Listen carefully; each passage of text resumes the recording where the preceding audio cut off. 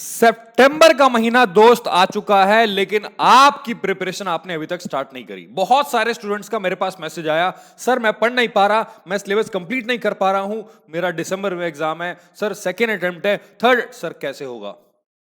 दोस्त 90 डेज से भी कम बचे हैं और मैं आपको बता दूं सितंबर, अक्टूबर, नवंबर ये आखिरी के 3 महीने डिसाइड करेंगे कि आप आपका दिसंबर अटेम्प्ट क्लियर करोगे या फिर से उसी रिजल्ट को रिपीट करोगे जो आज तक होता आया है, यानी कि जून से दिसंबर, दिसंबर से जून। ये वीडियो दोस्त मैं आपके लिए बना रहा हूं 90 दिन के अंदर 3 पार्ट्स में मैंने इसको डिवाइड किया है। पहले महीने आपको क्या करना है, सिलेबस कंप्लीट करना है। दूसरे महीने आपको क्या करना है, सिलेबस को पुश करना है और साथ साथ रिवीजन स्टार्ट कर देना है। और आखिरी के 30 दिन में दोस्त मास्टर कैसे बनना है आपको अकाउंटेंसी का, मैं आपको बता रहा हूं। ये वीडियो चुपचाप देख लो आखिरी तक, ये आपके लिए रामबाण साबित होगा।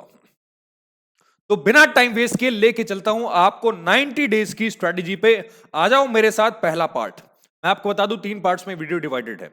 पहले पार्ट में आप सीखोगे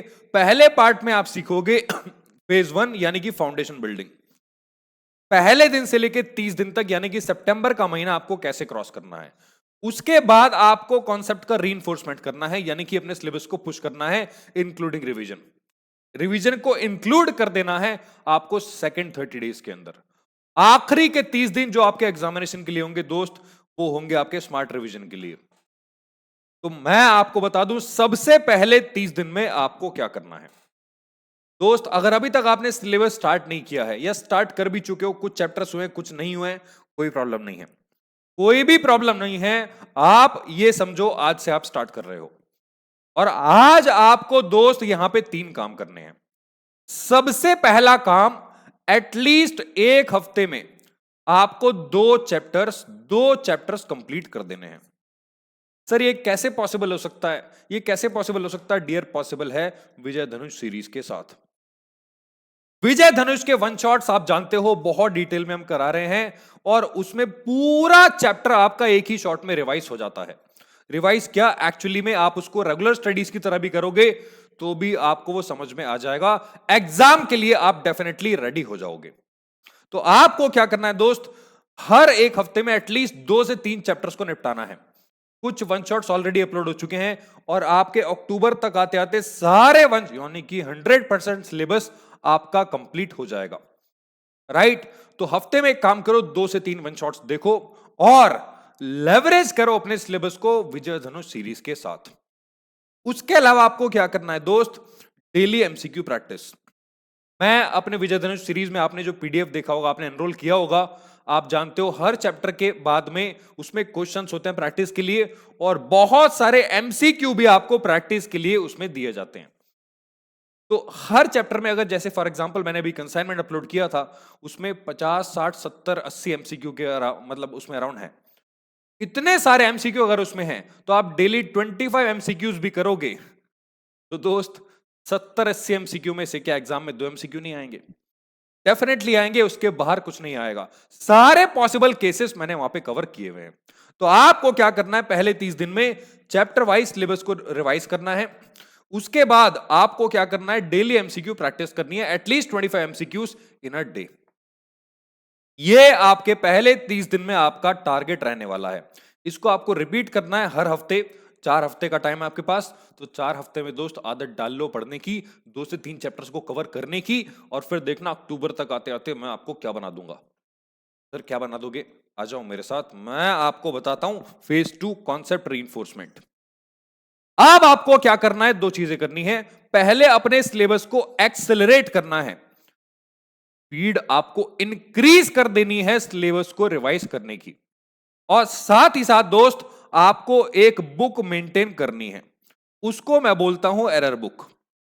सर ये एरर बुक क्या होती है? डियर, एरर बुक पतली सी कॉपी होती है, वो 10-20 रुपए की जो आती है ना, आप किसी भी स्टेशनरी वाले के पास जाओगे, 10-20 रुपए की कॉपी होती है पतली सी, उसको आप मेंटेन कर लो। जैसे ही आप किसी क्वेश्चन की प्रैक्टिस करोगे या आप कोई चैप्टर पढ़ोगे, फॉर एग्जाम्पल आप पढ़ रहे हो ब्रांच अकाउंटिंग और वहां पे आपको ब्रांच अकाउंटिंग में मान लेते हैं कि आपको स्टॉक एंड डेटर्स मेथड में प्रॉब्लम आ रही है, तो आप उसमें लिखोगे स्टॉक एंड डेटर में ये प्रॉब्लम आती है, और मान लो वो प्रॉब्लम मैंने वीडियो के अंदर किसी एक पार्ट में, एक एडजस्टमेंट में आपको समझाई हो, उसका सॉल्यूशन उसमें लिख लो, हिंदी में लिख लो, अपनी लैंग्वेज में लिख लो, बंगाली में लिख लो, पंजाबी, कैसे भी लिखना है यार। आपको एक एरर बुक मेंटेन करनी है, उसमें जो भी चैप्टर्स के अंदर प्रॉब्लम आ रही है, आपको टॉपिक के अंदर प्रॉब्लम आ रही है, उसका एक टारगेट रजिस्टर मेंटेन कर लो, उसको नाम दे दो एरर बुक। सर इससे क्या होगा, एग्जाम से पहले बताऊंगा क्या होगा, ठीक है। तो आपको क्या करना है, अपने सिलेबस को एक्सेलरेट करना है, और साथ ही साथ अब सेकेंड मंथ में आपको पास्ट ईयर क्वेश्चन प्रैक्टिस करने स्टार्ट कर देने हैं, क्योंकि डियर एग्जाम में आए हुए क्वेश्चंस में अगर आपका एरर आया, इसका मतलब आपको उसको एरर बुक में डाल देना है। सर ये कब काम आएगी बताओ ना, बताऊंगा डियर, अभी नहीं बताऊंगा, बाद में बताऊंगा वीडियो के एंड में। इसके अलावा दोस्त आपको एक छोटा सा काम और करना है, आपको क्या करना है, वीकली 2 घंटे का self time paced mock test. वैसे 2 घंटे मत करना, इसको 3 घंटे कर दो पूरा मॉक टेस्ट। आप जानते हो ना, इंस्टीट्यूट आपके लिए मॉडल क्वेश्चन पेपर रिलीज करता है हर अटेम्प्ट के लिए। तो इस अटेम्प्ट के लिए भी रिलीज नहीं हुए हैं, लेकिन पिछले अटेम्प्ट्स के ऑलरेडी रिलीज हो चुके हैं, और हो सकता है आने वाले मंथ में या 1 या 2 महीने में एमक्यूपी दिसंबर अटेम्प्ट के लिए भी रिलीज हो जाए, और आप जानते हो उसके 2 सेट्स होते हैं। तो मॉडल क्वेश्चन पेपर आप हफ्ते में एटलीस्ट एक मॉडल क्वेश्चन पेपर अपने सिलेबस में ऐड कर लो, जो चैप्टर्स आप कर चुके हो वो ही उसमें से कर लो। सिलेबस कंप्लीट नहीं भी हुआ तो भी कोई प्रॉब्लम नहीं है, जो चैप्टर्स आप कर चुके हो यार उसको वहां से प्रैक्टिस कर लो, एटलीस्ट 1.5 से 2 घंटे निकाल के। वो आप करोगे, आप एग्जाम रेडी बैठने लायक हो जाओगे, क्योंकि उसी पैटर्न पे क्वेश्चन पेपर बनता है जो आपका मॉडल क्वेश्चन पेपर होता है, ठीक है। तो आपको सेकंड फेज में डियर ये करना है 31 से 60 डेज के अंदर। अब आ जाओ मेरे साथ फाइनल पड़ाव पे। फाइनल पड़ाव में आपको क्या करना है, स्मार्ट रिवीजन। सर ये स्मार्ट रिवीजन क्या होता है, डियर स्मार्ट रिवीजन के लिए आप जानते हो, मैंने आपको बोला मॉडल क्वेश्चन पेपर जैसे इंस्टीट्यूट रिलीज करेगा, आपको क्या करना है, 2 से 3 मॉडल क्वेश्चन पेपर, 2 ही सेट होते हैं, तो 2 सेट के अलावा पिछले भी आप 2-3 सेट्स उठा सकते हो, उसको आपको सॉल्व करना स्टार्ट कर देना है, ताकि एक्चुअल एनवायरनमेंट का आपको पता लग जाए, और आपकी टाइम मैनेजमेंट स्किल्स का आपको पता लग जाए कि कितना टाइम आपको पेपर को सॉल्व करने में लग रहा है।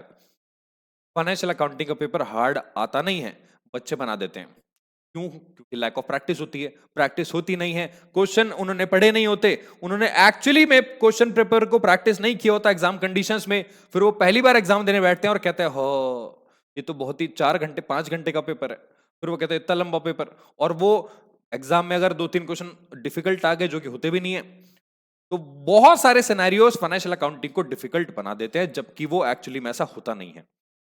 इसलिए मैं जो जो बातें बता रहा हूं दोस्त, इंप्लीमेंट करना स्टार्ट कर दो प्लीज। और इसके अलावा जो विजय धनुष सीरीज आप पढ़ोगे, रिवीजन के लिए आपको क्या करना है, पलट पलट के स्वाइप कर करके नोट्स को रिवाइज कर लेना है, और जो भी क्वेश्चंस उसमें दिए हैं वो आपको प्रैक्टिस कर लेने हैं।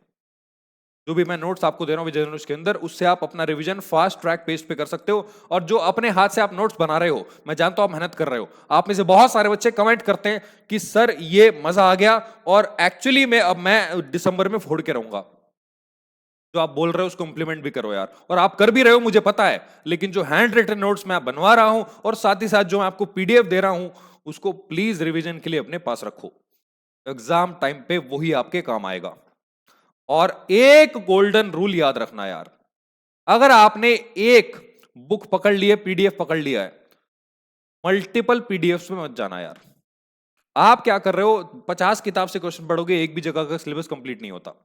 आप बस एक सीरीज पकड़ो, एक पीडीएफ पकड़ो, एक फैकल्टी पकड़ो, और उस पे चिपक जाओ, उस पे चिपक जाओ, उसको 100% कंप्लीट कर दो, और तीसरी जगह शिफ्ट, दूसरी जगह शिफ्ट करने की जरूरत नहीं है। अगर आप उसी को कर लोगे यार, मैं आपको लिख के गारंटीड वे में दे रहा हूं, आपका एग्जाम डेफिनेटली क्लियर होगा, वो भी एग्जामिशन के साथ, ठीक है।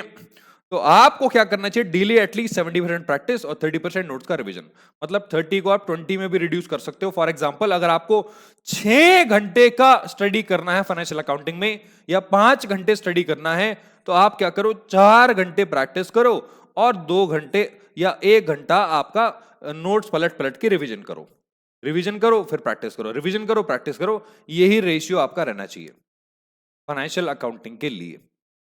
ये थे आपकी 3 स्टेज। सर क्या रिवीजन खत्म? नहीं डियर, अब रिवीजन स्टार्ट हुआ है। सर लेकिन टाइम तो निकल गया। नहीं निकला। अगर आप ये वीडियो 3 या 4 सितंबर को भी देख रहे हो तो भी दोस्त ये 4 दिसंबर तक का वीडियो है या 3 दिसंबर तक का वीडियो है।